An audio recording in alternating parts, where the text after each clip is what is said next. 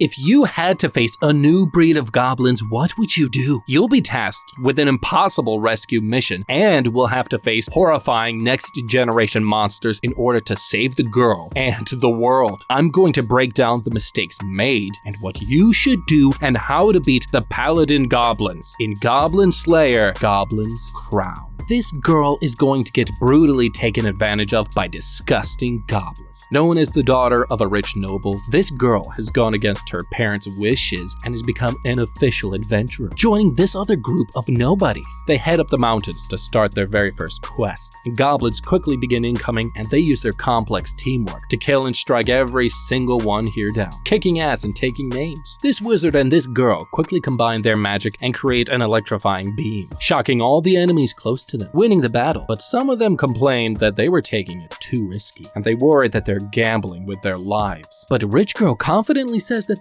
they shouldn't worry about it because she has a great idea that will level up their squad fast, because this plan that she's got is one that no one has ever done before. It's a plan that is going to cost her group everything. But anyways, they quickly head off to their next goblin quest, thinking that this will be a piece of cake, and find this goblin nest very infested. Rich Girl orders them to barricade it quickly because goblins attack villages when they're low on food, and she says that if they waited this entrance for a few days, they'll just be able to pick off the goblins as they try to leave their nest. And this one guy comments though on Rich Girl's plan, and he worries that their squad will get severely weakened if they stay out here in the cold and get hit by a blizzard. But she tells him to chill out because this mission will be easy, not realizing that this will be the last quest that they ever do. So hungry goblins start trying to escape their nest, and the adventurers start easily picking them off. But over the next few days, they start running out of supplies and realize something has changed. The goblins have stopped coming out of their nest, and this wizard guy warns them they don't have enough firewood now to melt drinkable water anymore. Desperate, this person suggests that one of them go back to the village nearby to gather supplies, and everybody nominates Rich Girl and says that she should go because they don't trust her anymore. Annoyed, she listens and heads back down to the village. Okay, you and I both know she's messed up so bad right now. Despite what people make it seem, goblins are the worst kinds of scumbags possible. They'll kill anything they see, men, women, children. Because of their low-level power ranking, most beginners will take on goblin missions to rank up easier, but that is their biggest mistake. Goblins by nature stay on lands far away from militaristic forces. They stay away from any help should you go against them, and this is for a reason, because just like going out for a chill canyon bike cruise trip 127 hours style, all it takes is one mistake out in the middle of nowhere, and if that happens, no one will be able to save you. The goblins set up their camps here by design, and this group should have stopped to think about the reason why. Them approaching their targets in snow is also another reason that they should have thought twice about this mission, because this is due to the physiological and metabolic impact of exercise or activity in harsh climates, such as the cold. It forces the body to work harder in order to be able to keep the vital organs warm, to be able to keep your core temperature up to where it needs to be. This means that this group should not have only prioritized bringing adequate food, but also the proper ratio of proteins, fats, carbs, because all of these groups would have had different effects cognitively and physically speaking. Because long story short, glycogen is the body's primary source of stored energy for use immediately. By making sure you got frickin' bread with you, it would have helped the hunters of your group to be able to replenish their glycogen stores, especially the foods that would have helped them the most overall would have been light to carry, high in calories, more easily available, and cheaper than high calorie things like meat, for example. And also this includes them not having drinkable water. They are surrounded by snow. Are you freaking kidding me? So Rich Girl musters up her tiny strength and treks through the dark forest, finally reaching the village sometime later. There she tries to put on a brave face, telling everybody that the mission is going as expected, but they need some food and supplies. Reluctantly, the villagers hand over what little they have, and she heads back up to the dark forest. She's drained, she's tired, and she decides to take a little nap before continuing on her journey, passing out, and that was her biggest mistake. Suddenly, a piece of flesh falls in front of her, freaking her out but doesn't see any enemies. She then hears evil goblins cackling from the shadows, and hordes of them quickly surround her, and they show her something horrifying. Her teammates' severed heads, they throw them at the Rich Girl, and she begins to scream and panic. She tries to take out her sword, but quickly finds out that ice has formed on it, and it's now jammed. A goblin throws a rock at her face, knocking her back and making her dizzy. And that's when the naughty goblins rapidly overpower her and have their way, making her scream in horror. But enough about that. that. But let's go elsewhere, to the main heroes as they climb up the ranks of the Adventurer Guild, led by this man, Goblin Slayer, the best of the best. Him and these other 4, Priestess Girl, Lizard Priest, Dwarf Shaman, Elf Archer, they've recently teamed up and have become the most famous adventurer group in the area. And that's when they get sent a letter from their friend, a powerful leader named Sword Maiden. She has a new urgent mission for them, but this one is different. She tells them in the letter that a noble's daughter, aka Rich Girl, has gone missing. The next day, they reach the town Rich Girl was last spotted at, but then they see goblin hordes trying to take it over. Whipping out their weapons, they quickly start killing them left and right and showing off their skills. Priestess Girl combines her magic with Dwarf Shaman, putting all the monsters to sleep, while the Elf Archer chick fires expert shots at the last stragglers, letting the Lizard Priest finish him off with his attacks. Checking out the crime scene, Goblin Slayer quickly finds out that goblins have begun to multiply in this region and have started doing things they've never done before, like gathering hostages in one spot over killing them instantly and leaving their villager corpses still intact, not shredded to pieces, and it's really weird. And he wonders what the hell is going on and suspects that there's a flesh-eating ogre nearby directing these goblins. Okay, this situation is already hopeless due to this world's inability to have access to the modern and because of the goblins suffering from main character syndrome. Let me explain. In reality, Goblin Slayer's crew doesn't have much time to mess around because without having the luxury of modern technology to be able to double check things quickly, it's likely that Rich Girl's disappearance happened a lot longer in the past than everybody thinks it did, and they're acting way too chill about it. And look, we have to assume that the news of Rich Girl's disappearance has taken a long time to reach them. On average, a mission takes a few days for an explorer to complete. Rich Girl and her team going missing means that the Goblin Slayer's crew only got into action on this job a whole freaking 5.5 days, most likely after Rich Girl actually went missing. That is a huge problem because when someone goes missing, the most important time to act is between 24 to 48 hours from when they first go missing, because longer than that means people's memories start to fade, evidence starts to disappear or degrade. If you don't find somebody in a few days, you stop looking for a live person and you start looking for a body. And another problem is that we're just looking for a kidnapped person in this case. And due to the psychology of the goblins, each one has main character syndrome and thinks that they're all smarter than the rest of them, meaning they all act as if they are the leader with little to no authority between their groups most of the time. And them being male dominated means that all of these horny goblins with no leadership or protocol have already likely had their way with this girl. So what I'm saying, guys, is that it's basically every goblin guy for himself. No oversight, no boundaries. It means that even if this rich girl was alive, even if they saved her, it's already too late if we're being real, because she's going to come back destroyed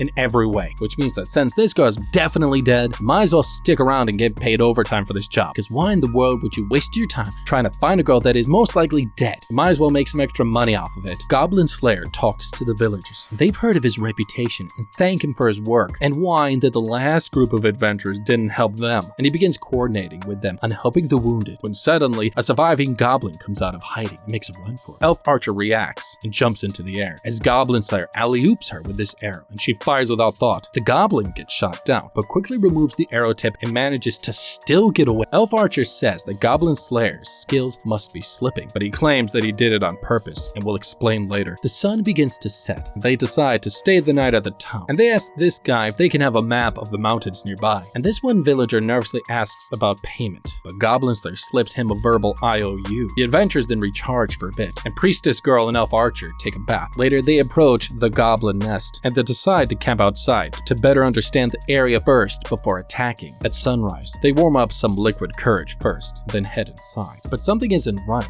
They realize they don't see any totems around and think the goblins don't have a shaman as their secret weapon, which they do let out a sigh of relief. But he tells them the goblins shouldn't be underestimated because they just attacked that village earlier, and this must mean that there's some goblin in here with brains running the show. He analyzes the area and warns them that they could attack from the right side. Sensing danger, Priestess Girl uses her skills and casts her holy light magic, lighting up the cave and blinding all the goblins nearby. Using his superior skills, Goblin Slayer spots 17 goblins instantly, and Elf Archer and Dwarf Shaman rattle off attacks, firing off a 3-arrow shot and a rock strike against them, letting Goblin Slayer and Lizard Priest push through the first wave of incoming goblins. He yells out that more goblins will show up soon. Priestess Girl casts another holy light spell, blinding the next wave, but one manages to hit Elf Archer's leg, critically injuring her and making them lose their ranged attack. Priestess Girl says she can heal her, removing the arrow, but that's when they notice more craziness. emptiness. The arrow point breaks off, still stuck inside of her flesh. They then realize that the goblins are learning and have started copying their tactics, like this poison arrow, shocking the entire group. Elf Archer tries to mask her pain, but they know she is dying by the minute. Lizard Priest thinks fast and uses his magic to light Goblin Slayer's sword. As they put something in her mouth, he tells Elf Archer to bite down hard because he's about to make her scream. Okay, this has gone to crap. All of this could have been avoided if they relied on the same thing found in the Kingdom of Verdun in the hit game Witcher 3. Let me explain. It's noted that for all the missions, everyone has been wearing the same gear, no matter the weather, location, or mission, which is a huge problem. Known as great explorers at this point, the group would have likely have had access and funds to a vast variety of different armors, and at this point has no excuse to not better suit up for this mission, which now has just led to Archer Elf getting fudged in the leg. But in this specific instance, it makes sense that most archers in general would need to have lightweight and mobile armor when in battle. However, if I was her, I would have suited up in the same armor found in the town of Verdun in the Witcher game 3, known as Gamble's Sun armor, which is a type of armor used in the Middle Ages, better fit to the body, lightweight, and able to provide protection from arrows. This should have been her first choice for body armor, but as an elf, in reality, she could have also just have worn heavy standard armor like chainmail worst case, because it's very likely that any one of the magic users in her group could have used a spell to reduce the mass weight of the objects, which would have allowed us to still be mobile and nimble while still wearing super heavy armor. However, even if a spell like that wasn't possible, we are 2,000 years old after all, which means that as a high elf archer, we're likely going to be stronger than the average human, which means we could have worn pretty much any armor made for average humans and still had just about the same amount of agility. So we could have avoided this unnecessary injury, and means for Goblin Slayer being the man and top leader, he should have handled his team better and outfitted his team better. This injury is on him, and it could have been avoided entirely. Elf Archer tells him to back off, but Dwarf Shaman warns her that the poison is spreading. If they don't take out the arrow, her leg will rot off, making her realize how screwed she is. She bites down and they get to work, and she screams in pain. After, she struggles to walk but says she's only half useless since she can still shoot arrows. Everyone then continues the dangerous mission. Cautiously heading down this tunnel, they stumble upon this girl on top of a shrine, and they realize they found the noble's daughter. She's still alive, helping her. They wonder if a priest from the evil sect is here, using Rich Girl for some sort of horrifying experiments. But that's when they spot a horrifying mark behind her neck. Goblin Slayer realizes that this isn't a goblin totem. Priestess Girl thinks that this is where the goblins are worshipping one of their gods from their home planet, the Green Moon, praying to the god of wisdom. Goblin Slayer worries that this god has begun to grant the goblins with miracles and has begun teaching them how to use its terrifying powers. Priestess Girl thinks a dark elf from the evil sect helped these goblins create this shrine, an elf gone to the dark side. They then take Rich Girl and head back to the nearby village. The next day, she wakes up safe and sound and is confused, and she asks where all of her friends are, and she gets told that all of her friends are dead. Totally not because of her. Anyway, silently embarrassed for her, Goblin Slayer lets her rest. Later, the group meets back up and talk about what they saw in the cave. Priestess Girl says the god of wisdom has control over intelligence, reason, and the truths of the world. This god is ruthless and believes that suffering and pain are necessary on the path to knowledge. This god doesn't care for humanity and will provide knowledge to anyone who wants to destroy the world in pursuit of knowledge. Goblin Slayer then interrupts them and says that maybe they should save this adventure for season 2 of the TV show, and they get back to focusing on hunting down goblins, since they are the ones trying to summon this god. He whips out his map and thinks the rest of the goblins in this area are hiding somewhere in these mountains. Noticing a dwarf fortress within the area, Rich Girl then comes out of her room holding this knife, trying to look badass. She says that she wants to join them to stop these goblins. Elf Archer tells her she's not allowed, since their mission was to rescue her, but Rich Girl says she has to take back everything those goblins stole from her. Lizard Priest respects her attitude, but Archer Elf says no, and then Goblin Slayer acts as the deciding vote and tells her that only she knows what she must do. She then tries to be edgy and cuts off her ponytails and says that she'll get the reward money for her rescue and pay them first before they all head out to stop these goblins from summoning the god of wisdom. Okay, first off, she's dumb, and while this might look harmless, letting her tag along is the worst idea because she's not possessing 12 out of the 14 13 qualities required to be a good follower, a good teammate. Let me explain. We all know that Rich Girl was the default leader of her old team, likely due to her rich parents. And that's the reason why she got all of them killed in the first place, because of her lack of experience. And even if this group doesn't make her the leader, letting her tag along on the most dangerous mission they've ever been on is a huge mistake. Because according to Psychology Today, coming from an extremely wealthy family means that children on average have higher levels of pressure to succeed than others.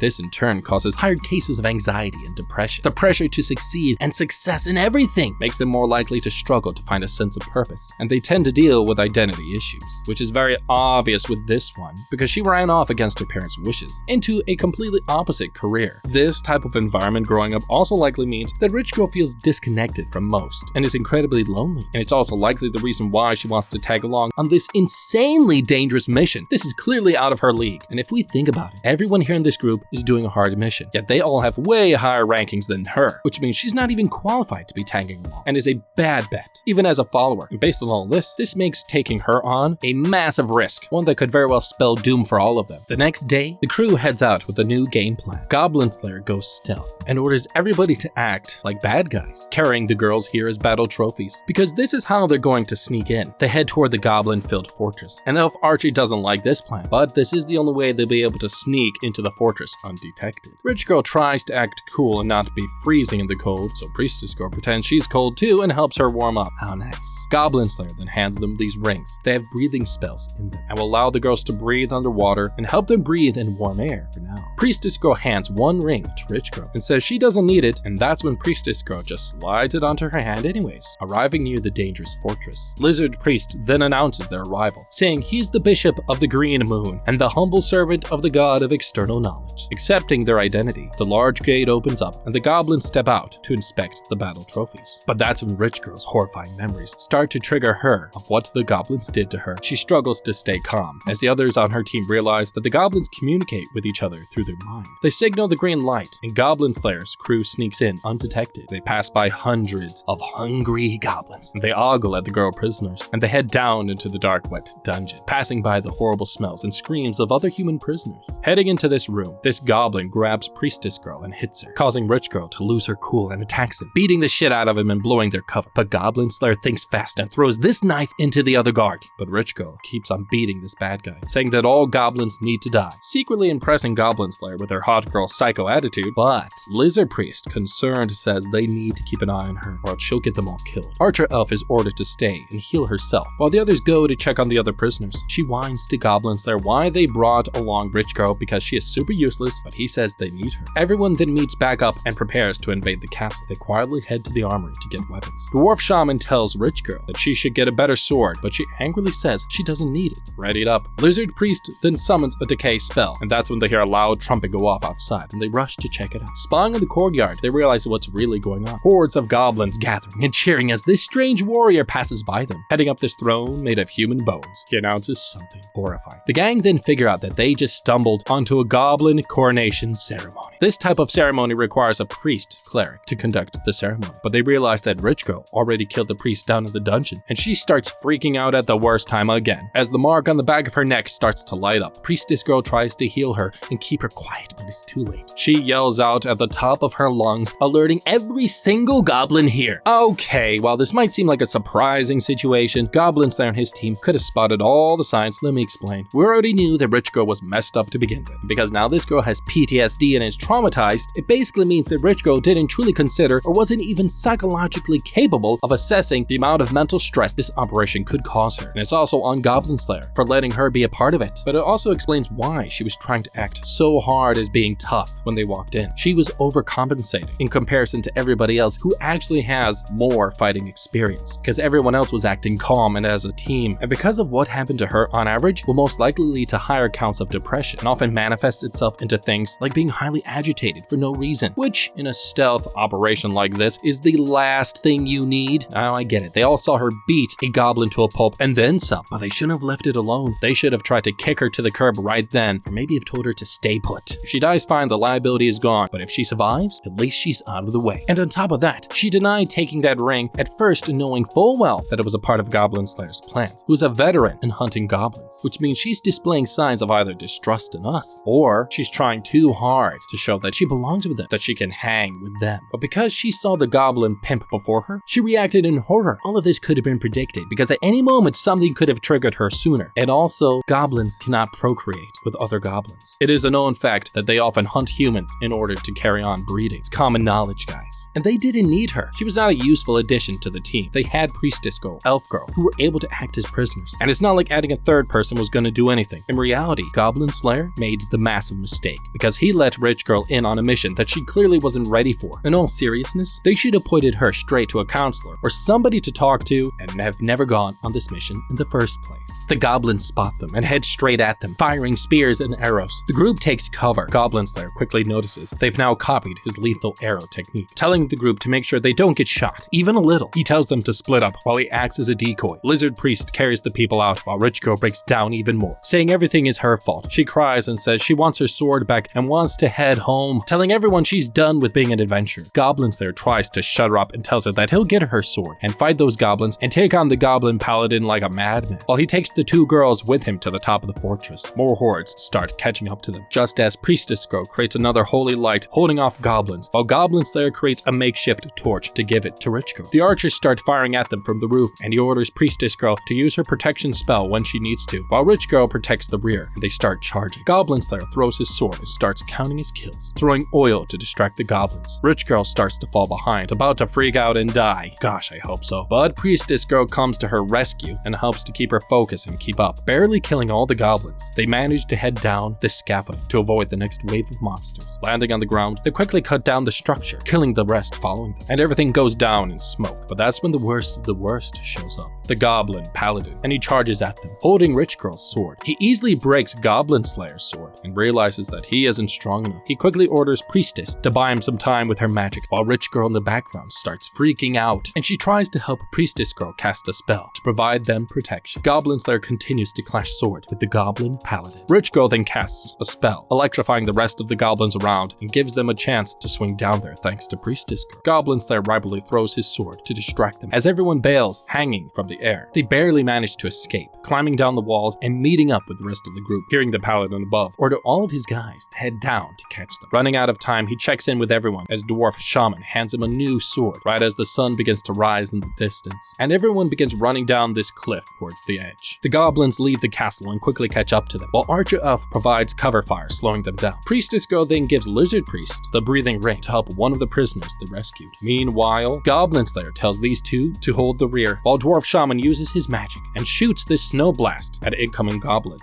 The Goblin Paladin nearby then smashes the ground with his strength, creating smoke in the air, nearly blinding everyone here. Elf Archer fires an arrow at the incoming paladin, while the Goblin Slayer yells out for everyone to fall back while he handles the rest. Meanwhile, Lizard Priest says that they can't retreat to the village. Everyone there will die. They realize there's a valley in the distance they could head to instead. Dwarf Shaman throws Goblin Slayer an extra sword, and they take down incoming goblins heading near this valley. Last minute, Goblin Slayer tells them to go on ahead, and he'll crush the enemy here because he can handle it. Dwarf Shaman says they've run out of weapons, and his spells are about to run out. Lizard Priest lends Goblin Slayer his weapon, and Elf Archer says she can provide backup. He tells Priestess Girl to save her spells because he has a plan, and tells Rich Girl to fire when he gives the signal. Another wave of goblins starts incoming, heading back in to meet them. Goblin Slayer charges through while Dwarf Shaman sends two snow blasts to back him up. Elf Archer fires arrows and arrows at them, leaving Goblin Slayer to fight the paladin. But he notices that it's learned his moves since the last time they fought. They rush in head to head, and the paladin pushes him back, leaving Goblin Slayer to bow down as everyone watches in horror. Paladin charges at him and stabs his sword through Goblin Slayer's shield and says he's fallen for his trap, trapping his sword. He disarms him and calls him a fool. Charging up, he stabs him and calls on Rich Girl to fire, sending an electrocution spell to strike down nearby them. And they wait a few seconds, then a rumble. An avalanche starts coming down at them at horrifying speeds to greet them. Goblins start running towards them, while Priestess Girl quickly creates a protection shield, saving everyone here from the snow blast, but she sees Goblin Slayer in the distance get overrun and crushed by the avalanche. She calls out, but it's no use. After, they casually look through the snow rubble and wonder where he is.